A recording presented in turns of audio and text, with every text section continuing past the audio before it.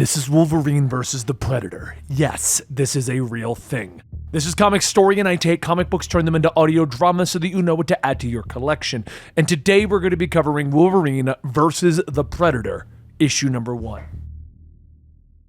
Wolverine breaks through the tree line, breathing heavily as he clutches at his wounded body. A trail of blood glistens behind him as the moon shines off his revealed metal skeleton. He turns back sharply. He can sense the hunter after him, a glowing reticle appearing on his head mere seconds before Wolverine leaps out of the way of the plasma blast that rips apart a tree. He struggles up, he charges forward, but instead of safety, he only reaches the edge of a cliff and the end of the line. Behind him, the Predator drops its cloaking device, stalking forward. Logan knows what it wants. It wants them to face each other as predator and prey, so that Wolverine can look it in the eyes when it rips out his spine. This is the end of a long hunt. So we cut back in time. Where did this begin? The Alaskan Territory circa 1900. A young Logan pulls himself out of the icy waters, the bodies of 2 beavers in his hands. He quickly returns to his camp and he skins them. He's a young man who doesn't like people. People bring problems. So he returns to his cave, where he keeps his few possessions in the world. He stalks past his roommate, a large grizzly bear that barely acknowledges him. Unknown to Logan, the quiet of the chilly wilderness is shattered by the arrival of a strange ship from another world. The ship comes to a landing and the Predator stalks outward, armed with a spear. It checks its tracking computer and it sets out on its mission. It doesn't take long to find the old hunter, the one that had been struck down by the arrows, the spears, and the knives. Its body left to freeze in the ice. But the young Predator leaves the body where it has fallen. Instead, it merely retrieves the throwing disc, a Predator weapon. Meanwhile, Logan is headed to the Scar, an outpost for trappers, miners, and loggers at the edge of the wilderness. He hates people. Hates going into the outpost unless he needs money or supplies. Or a drink. He steps into the saloon, stomping the snow off his boots as he moves through the bar, ignoring the looks from the other trappers. There he is now. He's the one you're looking for. If you want someone crazy enough to take the job. The old woman who runs the place whispers to a well-dressed patron. She crosses behind the bar, pouring Logan a drink. What'll it be? She asks. He raises an eyebrow, accepting the liquor. You know what I want, Nan, he growls. The well-dressed man, Tucker, steps to the bar with a smile, throwing down money. This one's on me. He buys Logan several drinks before making his offer. But before he can hear it, Logan waves him away, already smelling the trouble. You'd be a smart man to stay clear of me. Things are about to get ugly, Logan says quietly, turning to the trappers that have come up behind him. They know that Logan only comes to town when he has things to sell. The 2 big ones step up to him while another pulls a revolver, aiming it at the young man's head. Where do you keep your treasures, little man? There's a few of us that want to know. The drunk trapper grunts as he cocks the hammer. Logan is already moving fast, swinging a bottle, cracking the one with the gun over the head. He whirls, grabbing a chair, cracking it across the first big man, dropping him to the floor. Another comes at him with a knife, but Logan disarms him, stabbing the blade into the man's foot. The gunman has recovered. He ignores the blood leaking out of his head and he raises the weapon, firing blindly at Logan. But the young man grabs a logger's saw off the wall, swinging it, slicing through the man's hand. He doesn't like to pop the claws. He doesn't like the attention that it brings. But with the bar suddenly quiet, Logan heads out into the snow. But Tucker follows him. You there! You're exactly who I need! The man tells him, catching up to Logan and explaining that his son has been kidnapped by outlaws and he needs help rescuing him. Meanwhile, the Predator is training, learning the art of the throwing disc.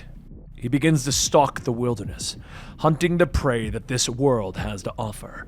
On land and in the ocean, he claims many trophies, until he is called by the smoke of a village, his new prey.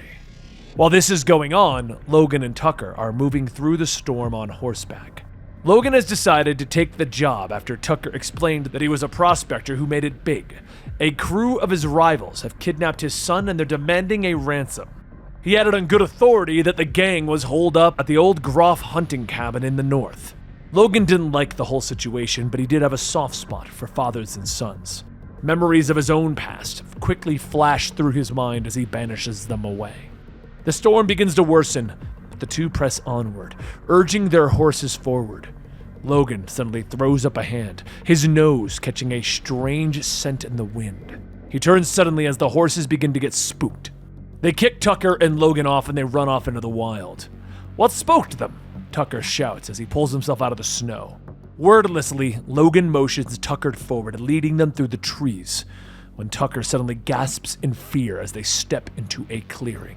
Blood is dripping from the bodies that now hang from the trees, both animal and man. Tucker's eyes widen as Logan moves wordlessly through the clearing. "It was them! I tell you, it was the men that we're after! They're killers! They're monsters!"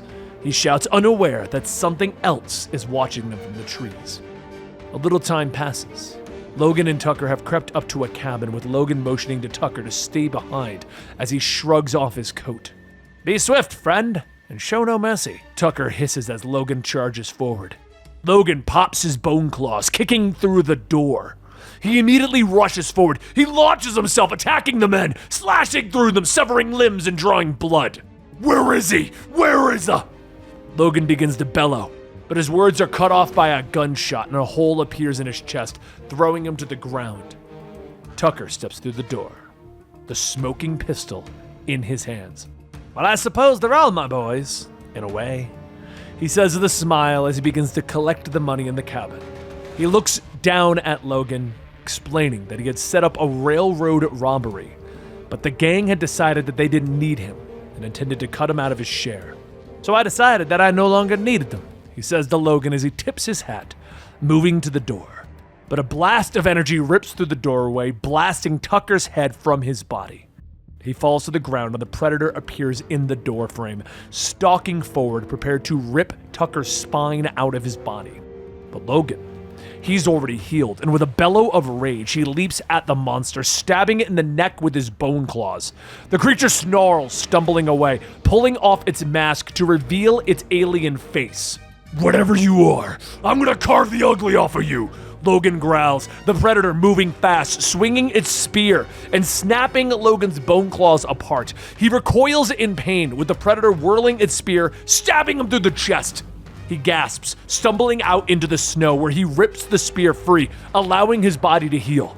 Inside, the Predator has pulled out its own medkit. It's begun to seal the wound in its neck, and they both yell out in pain. Logan starts moving, trying to escape into the storm, but the Predator, he gives chase, using its weapons to hunt Logan down. It follows him to his safe haven, to his cave. He stumbles forward, but the alien monsters drop in front of him, blocking his path. "Come and get it, you ugly freaks!" Logan snarls, the Predator preparing to attack, but a snarl of rage sounds from the shadowy cave behind it, the massive bear coming out, grabbing a hold of the Predator.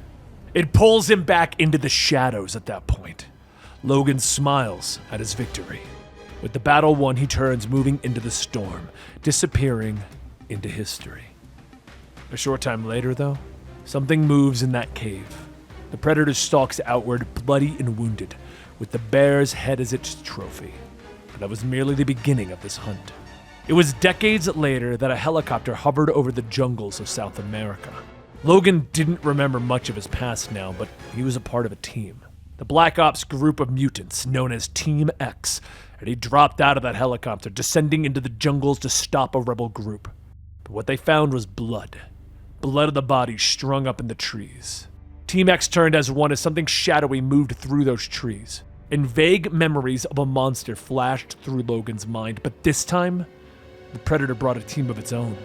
The cloaking devices drop as 5 Predators step into the trees above the Black Ops unit. Team X raises their weapons, prepared to fight. But that's not where our story ends.